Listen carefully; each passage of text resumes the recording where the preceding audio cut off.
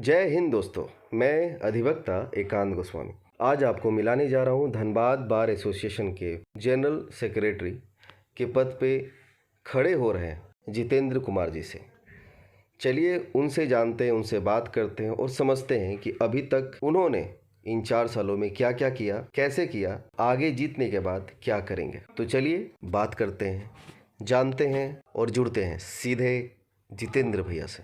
अरे जितेंद्र को कोई सर्फी का घड़ा मिल गया था क्या? और मैं अपने प्रैक्टिस से मैं अपने जूनियर को 2500 रुपए का 3000 रुपए पेमेंट करता हूँ अपने प्रैक्टिस का।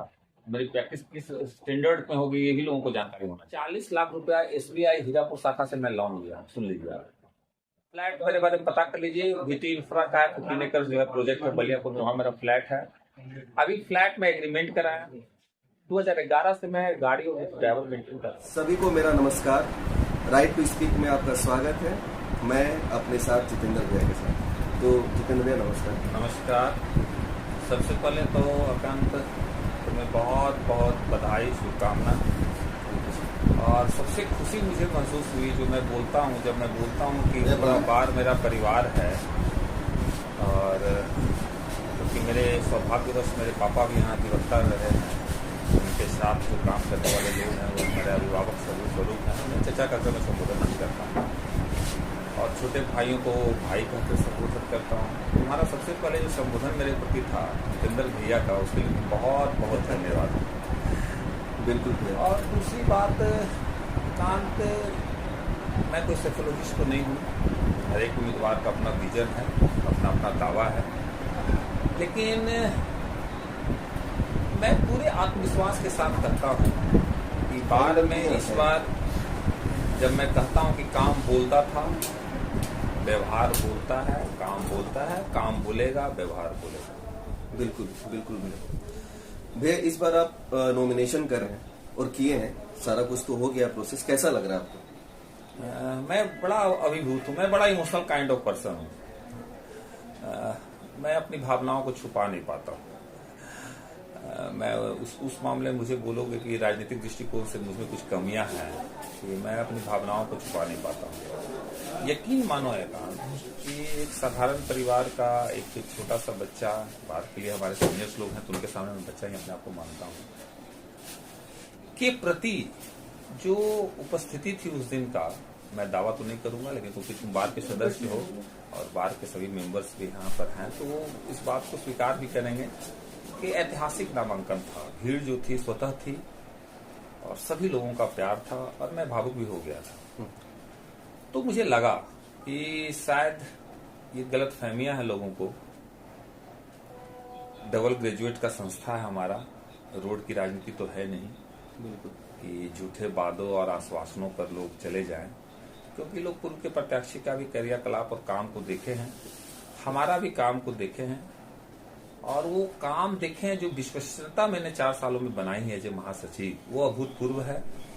और उसी का परिणाम था कि मेरे नामांकन में आप देखेंगे कि स्वतः सभी वर्गों के लोग, अधिवक्ता परिवार के बड़े बुजुर्ग, हमारे छोटे भाई, हमारे समकक्ष साथी, सभी लोग और उत्साहित थे। मुझसे ज्यादा उत्साह उनके चेहरों में दिख रही थी। और उसी बात के लिए जब मुझसे कुछ पत्रकार जब पूछे तो मेरे आंख में आंसू डगवा गया था। फिर मैं छुपाने का प्रयास भी किया। तो परिवार का चुनाव है और व्यक्ति को, हर एक व्यक्ति को जानते हैं मुझमें क्या खूबियां हैं, मुझमें क्या कमियां हैं। अपने मुंह में मिठू होने वाली बात तो है नहीं है। बिल्कुल। तो लोग जानते हैं कि जितेंद्र में क्या कमी है और क्या जितेंद्र में खूबी है। लेकिन हाँ, इस बात का जरूर आत्मसंतोष है कि मैंने जब पहला चुनाव लड़ा था एकांत, मेरी कोई वीडियो भी होगा यूट्यूब में, तो मेरी पहली मोटिव जो मेन मेरा मुद्दा था, जब मैंने कहा था कि प्लास्टिक मुक्त बार का निर्माण करूंगा, आज मुझे पूर्णतः संतोष है कि मैंने जो वादा किया था अपने पहले चुनाव में और जिस विजन्स के साथ मैं आया था बार में, मैं सच्चाई बताऊं तुम्हें, मेरे ऐसे यंग लड़कों के लिए ये बार की राजनीति में आना ये अस्वाभाविक बात है, सच्चाई ये भी है।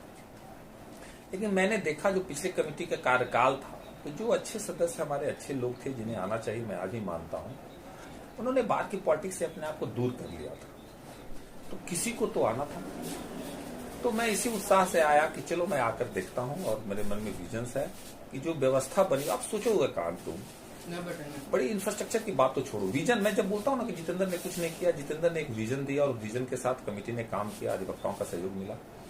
एक एसडीओ कोर्ट कैंपस में, बाकी बिहारी सेड में, अंबेडकर हॉल में, सीजीएम कैंपस के अधिवक्ताओं ने क्या गुनाह किया था कि आजादी के 70 सालों तक जब पूरे गांव के दूरवर्ती और सुदूरवर्ती इलाकों में इलेक्ट्रिसिटी लाइन चला गया, तो यहाँ के अधिवक्ताओं का क्या एक इलेक्ट्रिसिटी लाइन भी हमारी कमेटी प्रोवाइड नहीं कर सकती थी। जब मैं बोलता हूँ कि रिवेन्यू और इसकी कोई मतलब ही नहीं था। जब कमेटी में आए तो लोग मुझसे पूछते हैं कि तुम्हारी अचीवमेंट क्या है, मैं बोलता हूँ मेरी विजन, ईमानदारी, मेरी दूरदृष्टि, मेरी हिम्मत, यही मेरा है।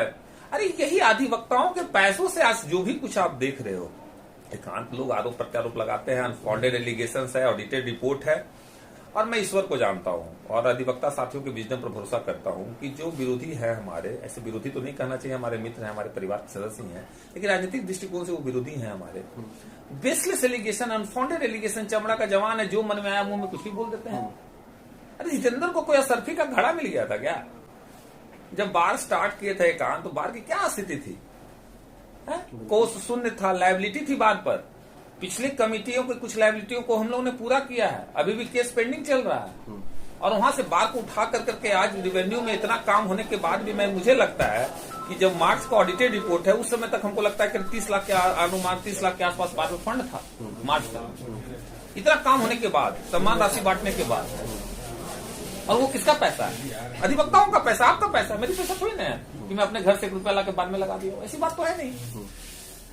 तो अधिवक्ता समुदाय, आत्मसंतोष मुझे बहुत है, ईश्वर की बहुत बड़ी कृपा रही हम पर कि बहुत बड़ा यश दिए मुझे, बहुत बड़ा यश भगवान ने दिया। अधिवक्ता परिवारों को मैं हृदय से आभार व्यक्त करता हूं कि इस बच्चों पर भरोसा कर करके, और मैं बोलता भी था मेरे इलेक्शंस की कुछ एसडीओ कोर्ट की कमेटी में, जब मैं एसडीओ कोर्ट कैंपस में मैं भाषण दे रहा था एक बार, ऐसे ही अधिवक्ता समुदाय के बीच में मुझे कुछ बोलने कहा, जब इलेक्शन लड़ रहा था पहला, तो मैंने एक बात बोला था, और उस बात को मैं स्मरण हमेशा करता हूं कि आप यकीन मानिए कि यदि आप भरोसा जताएंगे जितेंद्र पर, जितेंद्र ऐसा कोई काम नहीं करेगा कि आपके भरोसा, कि आपका सर मेरे कार्यों से नीचा होना पड़े।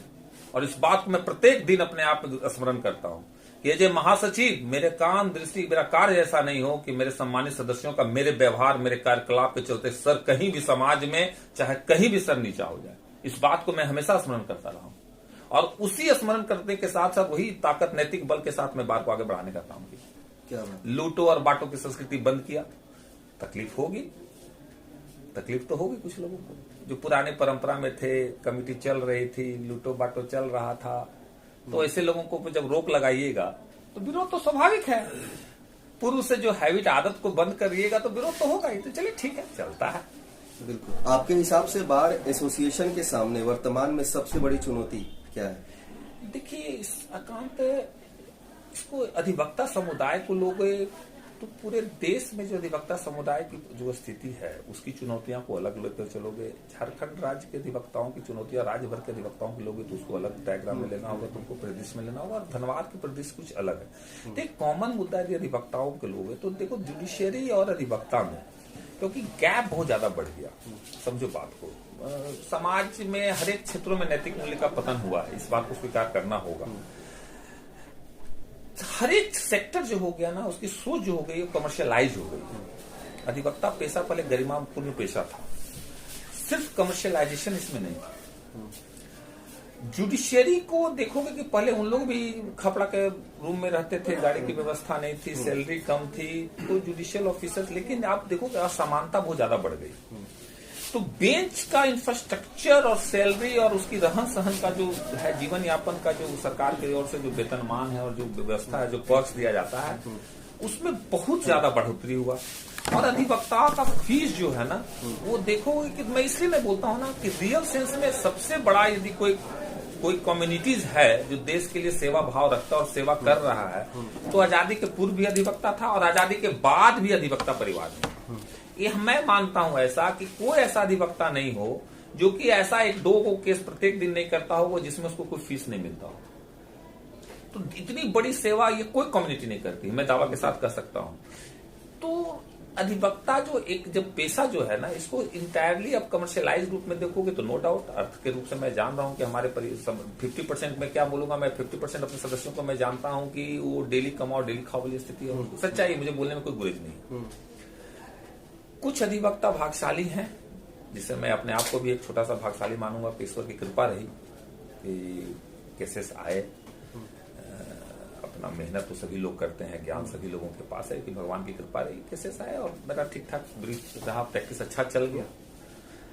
लेकिन बहुत सारे अधिवक्ता हों जिनको सामाजिक सुरक्षा की आवश्यकता है, ये चुनौती तो है। इंफ्रास्ट्रक्चर ठीक है, हम नए अधिवक्ता आ रहे हैं, उन्हें मोरल सपोर्ट हम लोग देंगे, इंफ्रास्ट्रक्चर मुहैया कराएंगे, वो सब एज एसोसिएशन मेरा कर्तव्य है। लेकिन हमको सबसे पहले देखना होगा कि अधिवक्ता का फीस का जो स्ट्रक्चर है ना यहाँ धनबाद में, वो बड़ा पुअर है। ये मुझे बोलने में कोई गुरेज नहीं। मैं अपने सीनियर से मैं निवेदन भी किया था कि आप जब अपना स्ट्रक्चर फीस का बढ़ाएंगे तब वो जूनियर्स भाई लोग कुछ कम में भी काम करेगा तो क्लाइंट उसके पास जाएगा। तो ये एक जन जागृति, एक अवेयरनेस लाने का प्रोग्राम है। कंसेंसस होना चाहिए हम लोगों के बीच में, अपना एक समझ होनी चाहिए कि यहाँ का फी का स्ट्रक्चर बहुत पुअर है। काम बहुत है धनबाद में, वेराइटी ऑफ वर्क्स है, लेकिन फीस का स्ट्रक्चर पुअर है। एक एग्जांपल तुमको हम देते हैं। एफिडेविट फॉर्मेट में लोग बोलते हैं कि मैंने प्रावधान किया था कि 200 रुपया लेंगे, 120 रुपया अधिवक्ता को देंगे, बाकी जो है टिकट का पैसा 30 रुपया या 35 रुपया बाहर के पास आती है। इसमें कहीं कोई दो राय नहीं है कि हमें लगता है कि 2000 एफिडेविट होता होगा धनबाद में, लेकिन तुम्हें आश्चर्य तुम्हें लगेगा कि फिर से एफिडेविट का वही कॉन्सेप्ट हो गया। जो कोर्ट में एफिडेविट हो रहा है 200-250 फॉर्मेट भी करा है, बाकी फिर से मैं नोटरी का 20 मीटिंग किया हूं और हाथ जोड़ करके मैंने निवेदन भी किया। मैं खुल करके बोलता हूं कि ईश्वर मुझे यदि शक्ति दिया है, कहीं कलम में मेरी ताकत दिया है, तो ऐसा मेरा कोई काम नहीं हो कि किसी के पेट पर लात मारने वाली काम। तो मैं लोगों से प्यार से हाथ जोड़ करके मैंने निवेदन भी नोटिस लोगों को किया था कि प्लीज आप फीस का स्ट्रक्चर बढ़िया हो, आपस में कंसेंसस हो।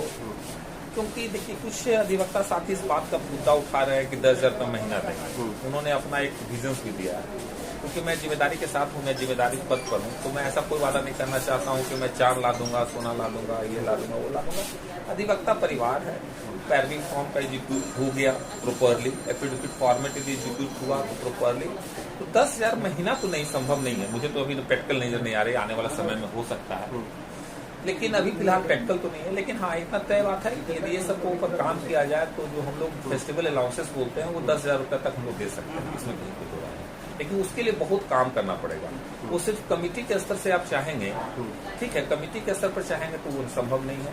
सभी अधिवक्ताओं की इस बात को सहयोग करना होगा, कमेटी को सहयोग करना होगा कि पैरवी फॉर्म को बढ़िया प्रॉपर्ली एग्जीक्यूट करें, एफिडेविट फॉर्मेट को एग्जीक्यूट करें, वकालतनामा प्रॉपर्ली। बहुत सारे शिकायतें आती है कि वकालतनामा भी लोग अपना लगाते हैं, कुछ शिकायतें आती है कि जाली वकालतनामा लगा लेते हैं। तो ये सब तो भाई डबल ग्रेजुएट है।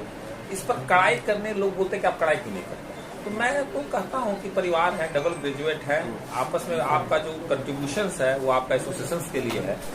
और इतना भरोसा जरूर रखिए कि आपका जो कंट्रीब्यूशंस है वो बड़ी ईमानदारी से बार के प्रोग्रेस के लिए ही खर्च की जा रही है और आप ही पर खर्च करना जा रही है। बार एसोसिएशन के काम कर पारदर्शिता कैसे बढ़ानी चाहिए और पारदर्शिता कितनी होनी चाहिए?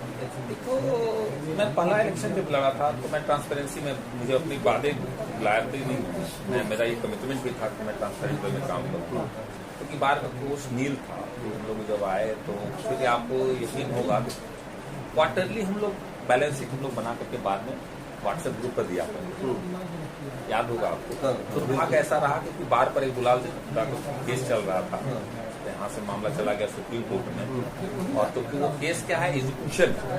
तो कोर्ट ने एक्स पार्टी, पुराने कमेटी के समय में एक्स पार्टी ऑर्डर हो चुका, तो एग्जीक्यूशन में लगाया। तो फिर सुप्रीम कोर्ट में ये बातें आ गई, पब्लिक डोमेन में कोर्ट के संज्ञान में आ गई कि बार के पास इतना फंड है और अपना काम कर रहा है, लेकिन मेरा कर्जा नहीं चुका रहा। तो खैर हमारे किसी भाइयों के द्वारा ही व्हाट्सएप ग्रुप उनके पास पहुंचा होगा, और अभी भी वो केस रांची में चल रहा है।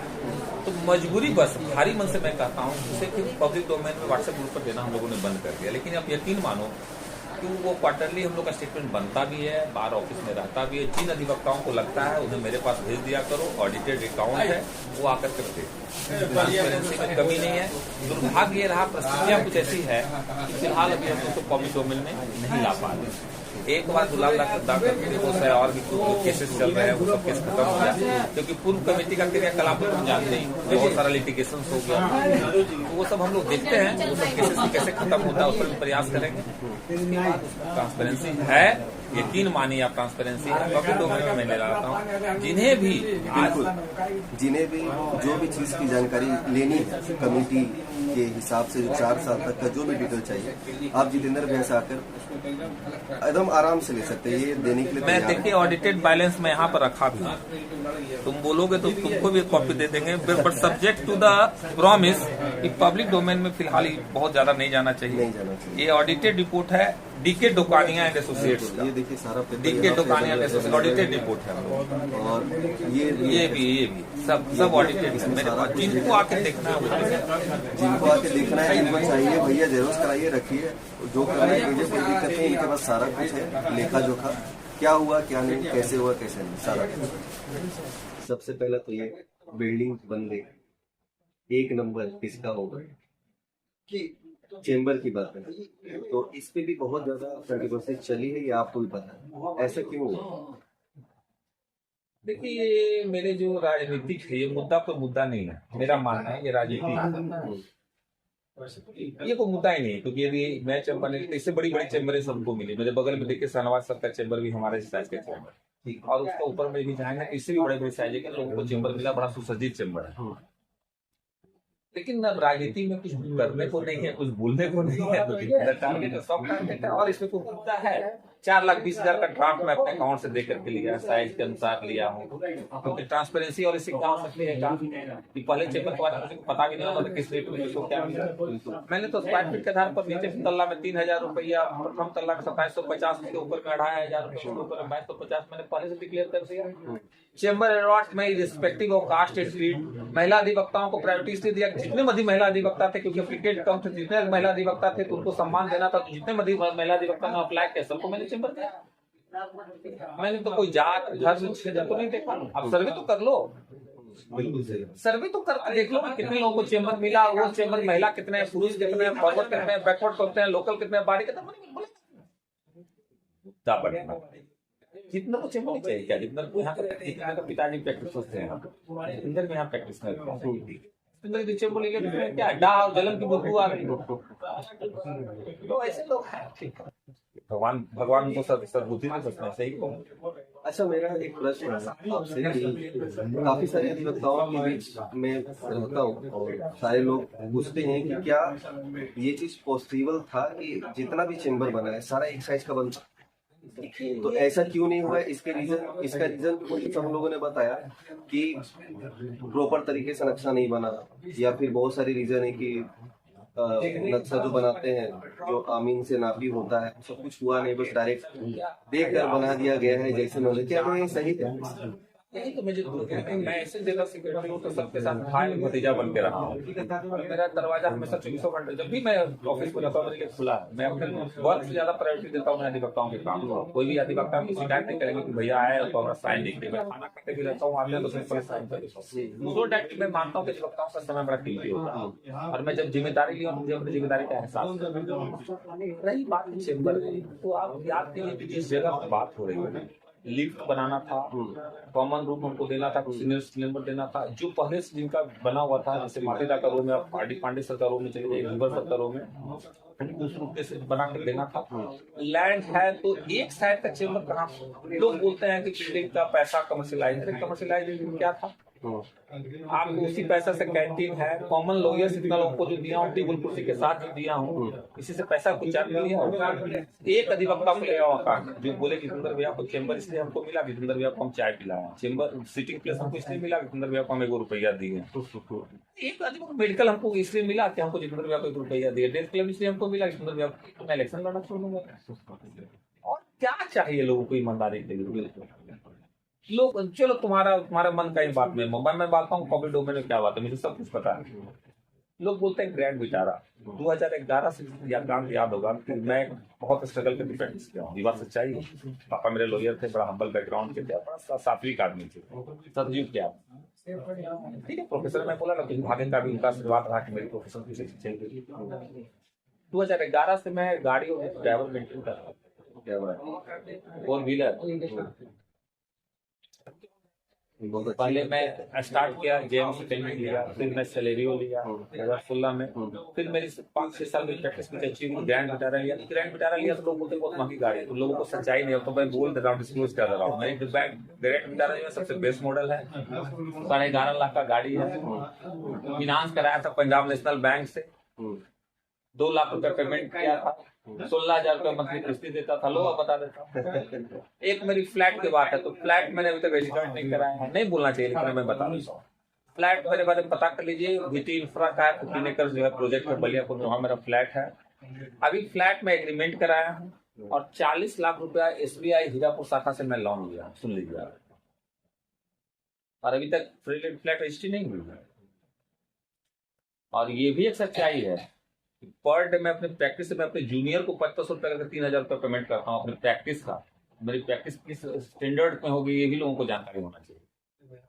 बहुत कम सा रिश्ता होगा ना, 3,000 रुपये अपने जूनियर को देता होगा प्रत्येक दिन। ये भी मैं बता देता हूँ, और लोग हमारे बारे में आवाज उठाते हैं।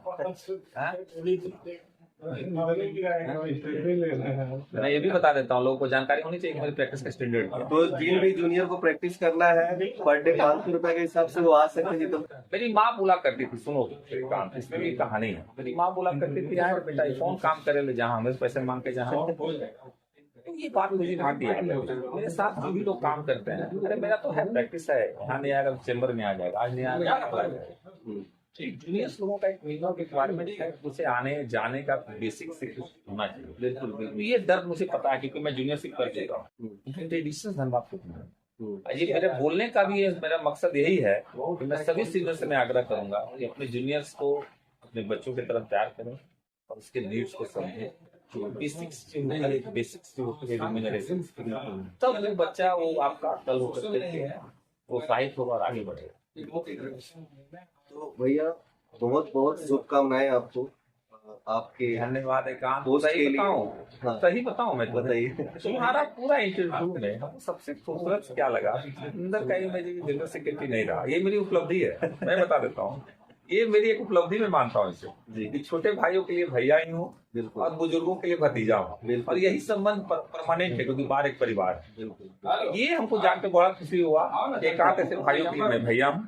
धन्यवाद, मेरा भी शुभकामना। बिल्कुल। और बाय द वे, एकांत हम लोग का बार का एक जेम है, एक अच्छा व्यवहारिक और थोड़ा यंग एनर्जेटिक एडवोकेट होने के साथ साथ ये बहुत ही अच्छा सिंगर भी है।